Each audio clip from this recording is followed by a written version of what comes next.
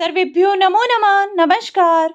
सरल संस्कृत सुगम संस्कृत में आपका स्वागत है और मैं हूं प्रतिभा दीक्षित।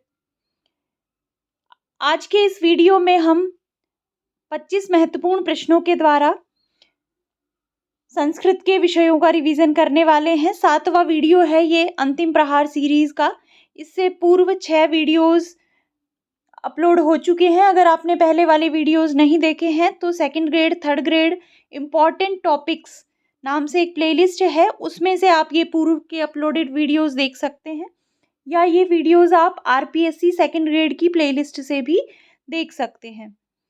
तो पहले आपको पहले वाले वीडियोस भी देखने चाहिए, हालांकि इनका कोई आपस में संबंध नहीं है, लेकिन अगर आप सेकंड ग्रेड की तैयारी कर रहे हैं, उसका एग्ज़ाम देने वाले हैं, तो परीक्षा की दृष्टि से बहुत ही महत्वपूर्ण ये सीरीज़ है।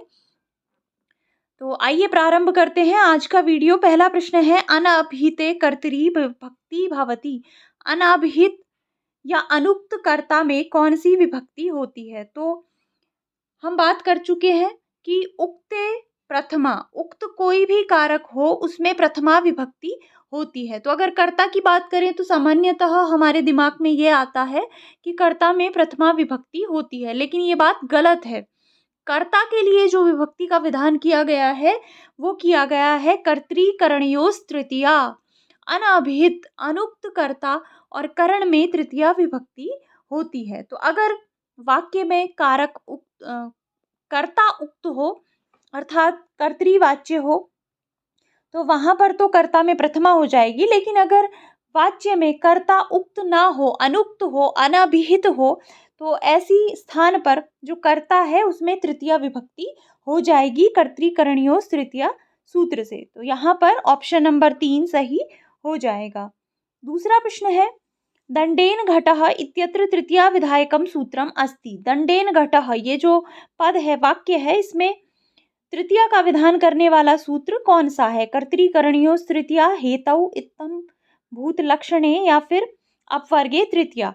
तो यहाँ पर जो विधायक सूत्र है वो है हेतु। जो हेतु या कारण होता है किसी कार्य का, उसमें हेतु में तृतीया विभक्ति होती है। तो दंड के द्वारा घड़ा, जो घड़ा है उसका कारण क्या है? डंडा है, दंड है। तो यहाँ पर हेतु सूत्र से दंड में तृतीया विभक्ति का प्रयोग किया गया है। तो ऑप्शन नंबर 2 यहाँ पर सही हो जाएगा। तीसरा प्रश्न है, रामः खालिस्थान अभिकृद्यति रिक्त स्थानस्य पूर्ति उचितम पदम चित्वा कुरु। क्या आएगा यहाँ पर उचित पद? रावणे, रावणाय, रावणस्य, या फिर रावणम। तो यहाँ पर जो सही पद आएगा वो आएगा रावणम। रामः रावणम अभिक्रुध्यति। अब आप कहेंगे कि क्रुद्ध धातु का प्रयोग है तो यहाँ पर तो चतुर्थी होनी चाहिए।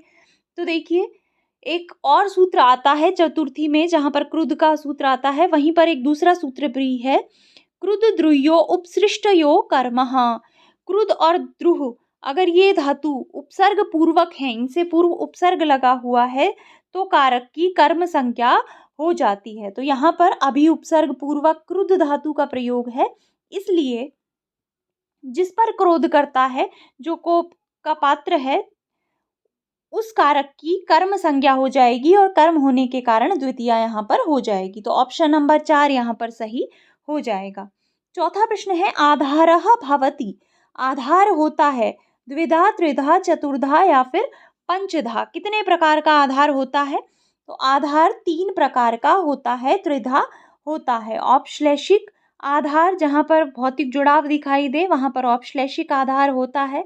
दूसरा होता है वैषयिक आधार, किसी विषय के प्रति जब इच्छा हो, जैसे गणित पढ़ने की इच्छा है, मोक्ष के विषय में इच्छा है, तो ये होता है वैषयिक आधार। और तीसरा आधार होता है अभिव्यापक आधार, जैसे कि जो तिल है उनमें तेल व्याप्त होता है, तो ये अभिव्यापक आधार के अंतर्गत आ जाता है। तो इस प्रकार से आधार होते हैं त्रिधा। पांचवा प्रश्न है, अस्माभि आलस्यम विहाय सर्वदा एव समयस्य सदुपयोगः कर्तव्यः। हमें हमारे द्वारा आलस्य को त्याग कर सदा ही समय का सदुपयोग करना चाहिए। ये जो वाक्य है इसमें कति अव्यय पदानी, कितने अव्यय पद हैं? तो देखिए, अच्छे से देखिए वाक्य को।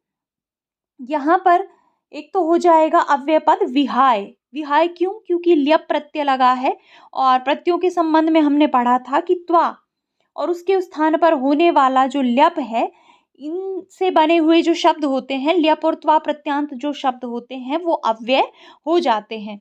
तो एक तो विहाय है यहाँ पर, ये अव्यय है। दूसरा सर्वदैव, इसमें सर्वदा और एव दो पद हैं और दोनों ही अव्यय हैं। तो इस वाक्य में कितने अव्यय हैं? 3 अव्यय हैं, विहाय, सर्वदा और एव। तो ऑप्शन नंबर 3 यहाँ पर सही हो जाएगा। छठा प्रश्न है, समपूर्वक स्था धातो कृते लट लकारे किम पदम निष्पन्नम भवति?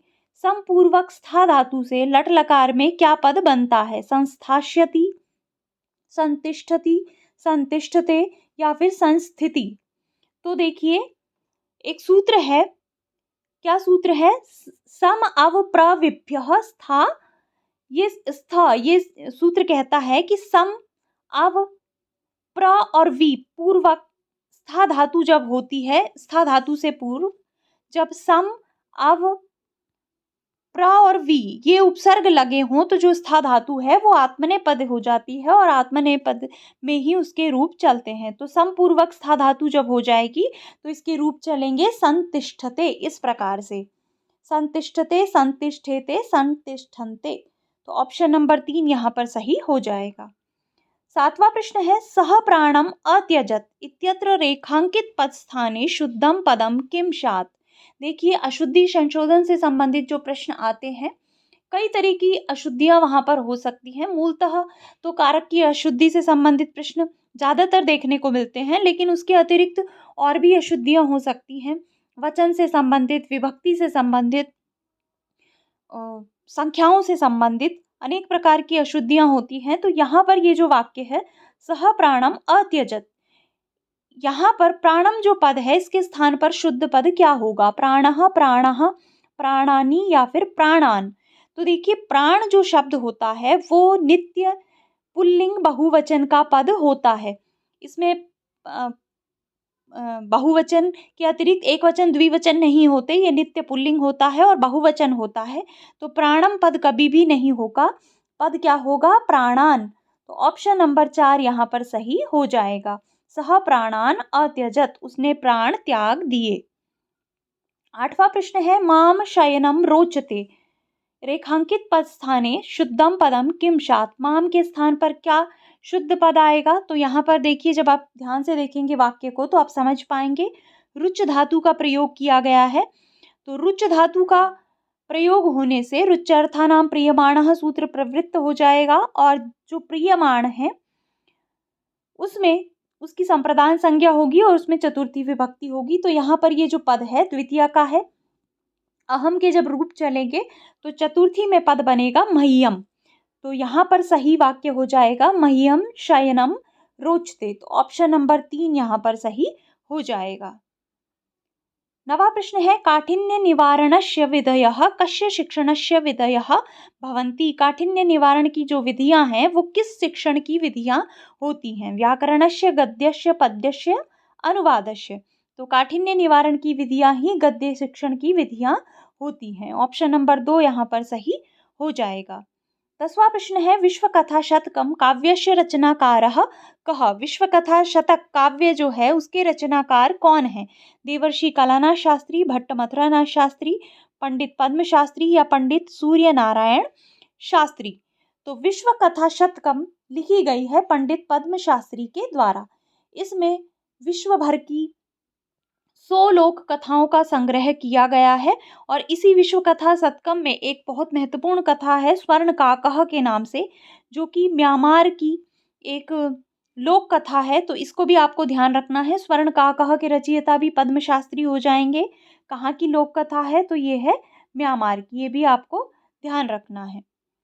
अगला प्रश्न है, अनुचितम मेलनम अस्ति, अनुचित मेल है शोक पत्तः द्वितीया तत्पुरुषः, वाक कलह तृतीया तत्पुरुषः, घट मृतिका पंचमी तत्पुरुषः, देवलोकः षष्ठी तत्पुरुषः। तो देखिए, श्रित, आश्रित, गत्यस्त इत्यादि जो प्राप्त, आपन्न, पतित, इन पदों में इनका द्वितीयांत के साथ समास होता है। तो शोकम पतितः शोकपतितः, ये सही हो जाएगा, द्वितीय तत्पुरुष यहाँ पर सही है। उसके बाद कलह, मिश्र, निपुण, श्लक्षण, पूर्व, समेन, ये जो पद होते हैं इनके साथ तृतीयांत का समास होता है, तो यहाँ पर ये भी सही हो जाएगा तृतीय तत्पुरुष। ये जो तीसरा है घट मृतिका, देखिए चतुर्थी तदर्थार्थ बलिहित सुख रक्षित, ये जो सूत्र आता है उसके अनुसार तदर्थ में कौन सा होता है, तदर्थ जो पद होते हैं उनका चतुर्थ्यंत के साथ समास होता है। तो घटी, घट के लिए मृतिका, इस अर्थ में घटाए मृतिका, घट के लिए मृतिका, तो यहाँ पर तदर्थ हो जाएगा। तो यहाँ पर पंचमी तत्पुरुष ना होकर चतुर्थी तत्पुरुष होना चाहिए। तो अनुचित मेल कौन सा है, और ये जो है देवलोकः, देवानाम लोकः देवलोकः, तो षष्ठी तत्पुरुष भी यहाँ पर सही है। तो इसमें जो अनुचित मेल है वो है घट मृतिका पंचमी तत्पुरुष, क्योंकि इसमें चतुर्थी तत्पुरुष होगा ना कि पंचमी तत्पुरुष। तो इसका सही उत्तर हो जाएगा ऑप्शन नंबर 3। 12वां प्रश्न है सुभाषितम इत्यस्मिन् पदे कः समासः, सुभाषितम पद में कौन सा समास है, अव्ययी भावः, तत्पुरुषः, बहुव्रीहि या फिर कर्मधार्यः। तो सुष्ठु भाषितम, सुभाषितम, यहाँ पर हो जाएगा प्रादि तत्पुरुष समास। तो ऑप्शन नंबर 2 यहाँ पर सही हो जाएगा। 13वां प्रश्न है जन धातो कत प्रत्यय कृते किम पदम निष्पन्नम भवति, जन धातु से कत प्रत्यय करने पर क्या पद बनेगा, जनः, जमः, जनितः या फिर जातः। तो जन धातु से जब कत प्रत्यय होता है तो जातः पद बनता है। तो ऑप्शन नंबर 4 यहाँ पर सही हो जाएगा। 14वां प्रश्न है श्री अस्ति अस्याः इत्यत्र समस्त पदम किम भवेत्, श्री है इसकी, यहाँ पर समस्त पद क्या होगा, श्रीमान, श्रीमत, श्रीमती, श्रीवानः। तो यहाँ पर जो समस्त पद बनेगा वो बनेगा श्रीमती। तदस्य अस्ति अर्थ में मतु प्रत्यय होता है, किंतु यहाँ पर देखिए अस्याः पद का प्रयोग किया गया है, अर्थात स्त्रीलिंग के लिए है, तो स्त्रीलिंग में श्रीमती इस प्रकार का पद बन जाएगा। तो ऑप्शन नंबर 3 यहाँ पर सही हो जाएगा। 15वां प्रश्न है प्रस्फुटम सुंदरम साम्यम खाली स्थान इति अभिधीयते रिक्त स्थानस्य पूर्तिम कुरु। तो प्रस्फुट सुंदर साम्य कहाँ पर होता है, उपमा में होता है। तो यहाँ पर हो जाएगा ऑप्शन नंबर 3। 16वां प्रश्न है वाल्मीकि वास्तविक नाम आसीत, वाल्मीकि का वास्तविक नाम क्या था, रत्नाकरः, दिवाकरः, विभूति या फिर दामोदरः। तो वाल्मीकि का वास्तविक नाम था रत्नाकरः, ऑप्शन नंबर 1। 17वां प्रश्न है कालिदासस्य प्रथमं महाकाव्यम अस्ति, कालिदास का प्रथम महाकाव्य है रघुवंशम, कुमार संभवम, मेघदूतम, विक्रमोर्वशीयम। तो यहाँ पर ये पूछ रहे हैं महाकाव्य के विषय में। तो कालिदास का प्रथम महाकाव्य माना जाता है कुमार संभवम को, जबकि इनका दूसरा या जो अंतिम एक कह लें, क्योंकि 2 ही महाकाव्य हैं, तो दूसरा या अंतिम है रघुवंश और प्रथम है कुमार संभवम। तो ऑप्शन नंबर 2 यहाँ पर सही हो जाएगा। 18वां प्रश्न है किरातार्जुनीयम महाकाव्यस्य उपजीव्यम किम, किरातार्जुनीयम महाकाव्य का उपजीव्य क्या है, महाभारत सभा पर्वम, महाभारत वन पर्वम, महाभारत आदि पर्वम, महाभारत उद्योग पर्वम। तो किरातार्जुनीयम का जो कथानक है वो लिया गया है महाभारत के वन पर्व से। तो ऑप्शन नंबर 2 यहाँ पर सही हो जाएगा। 19वां प्रश्न है महाकवि माघस्य जन्म अभवत्, महाकवि माघ का जन्म कहाँ पर हुआ, कश्मीर नगरे, उज्जैन नगरे, भीनमाल नगरे या फिर कन्नौज नगरे। तो इनका जन्म हुआ था जालोर के भीनमाल नगर में। ऑप्शन नंबर 3 यहाँ पर सही हो जाएगा।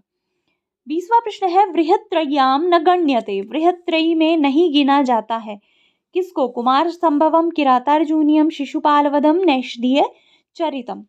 तो बृहत्त्रयी में किसकी गणना नहीं की जाती, कुमार संभवम की। तो ऑप्शन नंबर 1 यहाँ पर सही हो जाएगा, जबकि ये जो तीनों हैं ये बृहत्त्रयी के अंतर्गत गणित होते हैं। 21वां प्रश्न है बुद्ध चरितम महाकाव्ये कति सर्गा सन्ति, बुद्ध चरित महाकाव्य में कितने सर्ग हैं, 18, 20, 17 या फिर 28। तो बुद्ध चरितम महाकाव्य के अंतर्गत 28 सर्ग हैं। ऑप्शन नंबर 4 यहाँ पर सही हो जाएगा। 22वां प्रश्न है पंचनली न वर्तते, पंचनली में नहीं आते हैं, पंचनली का उल्लेख कहाँ पर है, नैषधीय चरितम में पंचनली का उल्लेख आता है, जहाँ पर दमयंती के स्वयंवर के अवसर पर जो 4 देवता हैं वो नल का रूप धारण कर लेते हैं और एक स्वयं नल रहते हैं, तो उनको ही सामूहिक रूप से पंचनली कहा गया है। तो पंचनली में कौन नहीं है? इंद्रः, अग्निः, वायु और वरुणः। तो पंचनली में नहीं है वायु। पंचनली में कौन कौन है? इंद्र है, अग्नि है, इसके अतिरिक्त यम है, वरुण है और स्वयं नल है। तो वायु की गणना उसमें नहीं की गई है, पंचनली में वायु नहीं है। तो ऑप्शन नंबर 3 यहाँ पर सही हो जाएगा। 23वां प्रश्न है, दशकुमार चरितम इति महाकाव्यस्य नायकः कः? दशकुमार चरितम काव्य के नायक कौन है? महाकाव्य, देखिए ये मिस्टेक हो गई है, महाकाव्य नहीं है। दशकुमार चरित क्या है? गद्य काव्य है। तो इसके नायक कौन है? राजहंसः, अवंतीवर्मणः, हंसवाहनः या फिर राजवाहनः। तो दशकुमार चरितम के नायक हैं राजवाहन। ऑप्शन नंबर 4 यहाँ पर सही हो जाएगा। 24वां प्रश्न है, हर्षवर्धनस्य पितु नाम आसीत्। हर्षवर्धन के पिता का क्या नाम था? राज्यवर्धनः, प्रभाकरवर्धनः, विष्णुवर्धनः या मालववर्धनः। तो हर्षवर्धन के पिता का नाम था प्रभाकरवर्धन, जबकि उनके भाई का नाम था राज्यवर्धन या फिर राजवर्धन। तो भ्राता का नाम अगर पूछा जाए तो राज्यवर्धन और पिता का नाम पूछा जाए तो प्रभाकर वर्धन। ऑप्शन नंबर 2 यहाँ पर सही हो जाएगा। और अंतिम 25वां प्रश्न है, शूद्रकः कस्य देशस्य राजा आसीत्। शूद्रक किस देश के राजा थे? निषधस्य, विदर्भस्य, विदिशाया या फिर प्रीतिकूटस्य। तो जो शूद्रक थे जिनका कि उल्लेख कादम्बरी में आता है, कादम्बरी के पूर्व भाग में प्रारंभ होती है कादम्बरी की, एक शूद्रक राजा होते हैं, उनकी राजसभा में एक शुक को लाती है एक चांडाल कन्या। तो वो शूद्रक कहाँ के राजा थे? शूद्रक थे विदिशा के राजा। ऑप्शन नंबर 3 यहाँ पर सही हो जाएगा। तो ये 25 महत्वपूर्ण प्रश्न थे। आशा है ये आपको अच्छे लगे होंगे, समझ आए होंगे। ये परीक्षा की दृष्टि से आपके लिए उपयोगी और महत्वपूर्ण भी सिद्ध होंगे। तो इसी आशा के साथ इस वीडियो को यहीं पे समाप्त करते हैं। अगर आपको ये पसंद आया है तो आप इसे लाइक कर दें, अपने मित्रों के साथ इसे अधिक से अधिक शेयर कर दें। और अगर आप चैनल पर नए हैं या आपने अभी तक चैनल को सब्सक्राइब नहीं किया है तो चैनल को सब्सक्राइब कर लें और उसके बगल में जो बेल आइकन है उसको भी प्रेस कर दें, ताकि आगे आने वाले वीडियोज़ के नोटिफिकेशंस आपको मिल सकें। तो मिलेंगे नेक्स्ट वीडियो में। धन्यवाद।